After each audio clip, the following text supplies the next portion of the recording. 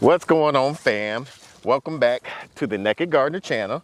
It's your boy Sydney and Tori. And if nobody told you today, God loves you and so do we. Now in this video, we were watching the Goldshaw farm with Morgan. Well, not with Morgan, but where he was doing an experiment on how he was comparing his meat chicken raising compared to John Suscovich. So we want to kind of do something similar to his experiment. We're just starting out and raising our own meat, and it really inspired us to find out how to do it the most sustainable and cost-effective way on the small scale we're operating on. So before we do that, we're gonna get in here and feed the chickens and kind of tell you our plan and process for coming up with the experiment.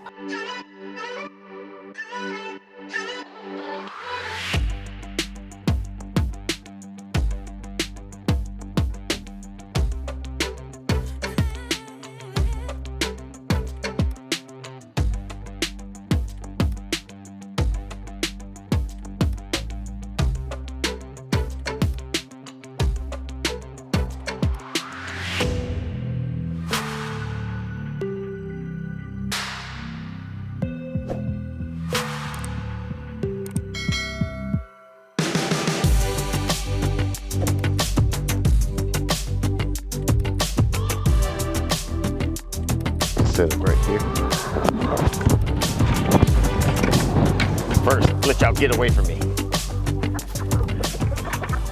So the main purpose of this experiment, what Morgan did, was basically to see how well we can self-sustain and Ethically. how ethically we can raise our meat birds. And what we're going to do, different from what he did, we're going to do two types of meat bird. One's going to be a high-end meat bird, and that's going to be the American Breeze meat chicken.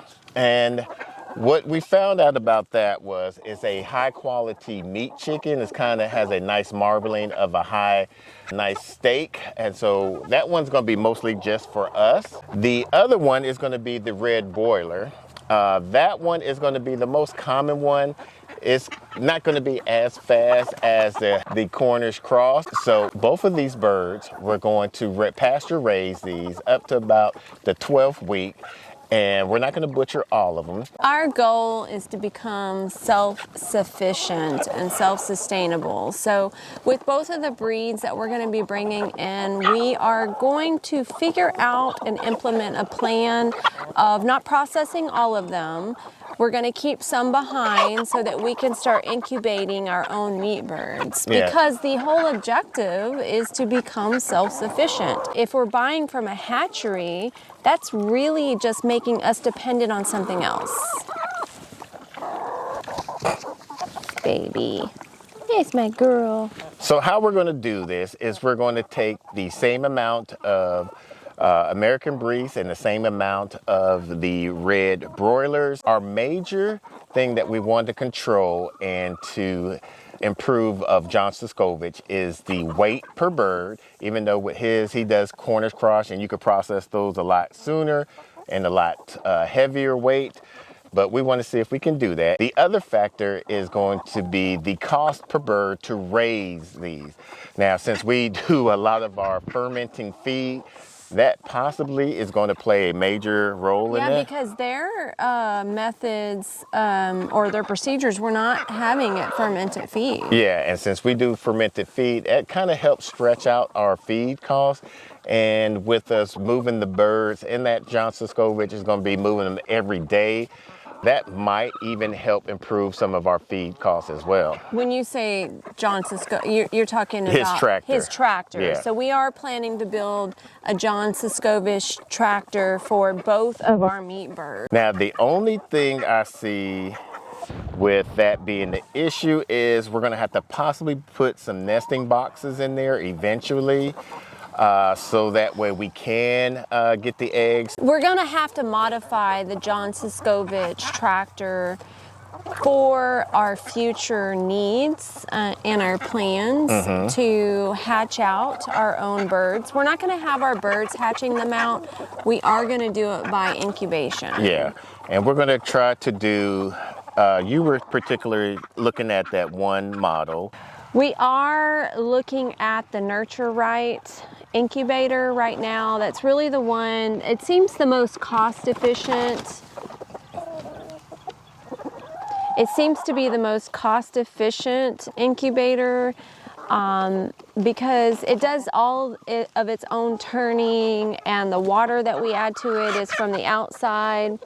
It holds 22 eggs, which if we're going to do our own meat birds, let's say the hatch rate that I saw, it was like 20 out of 22 eggs on average that you're able to hatch out.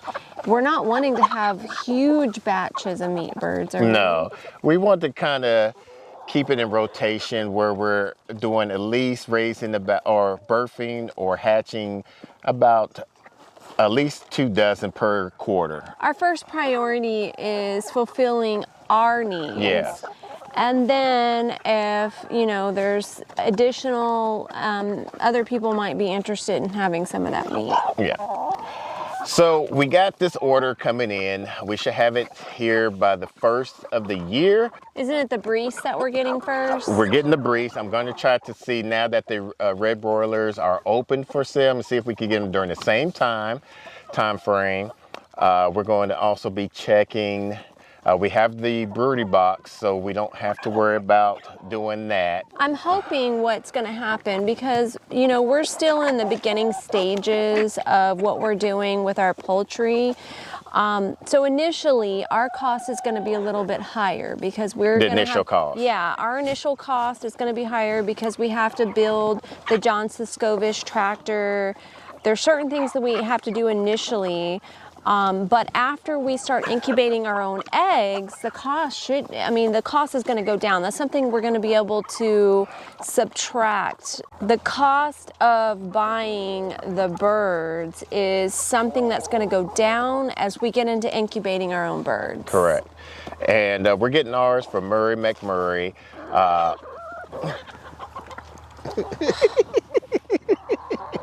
Breeders.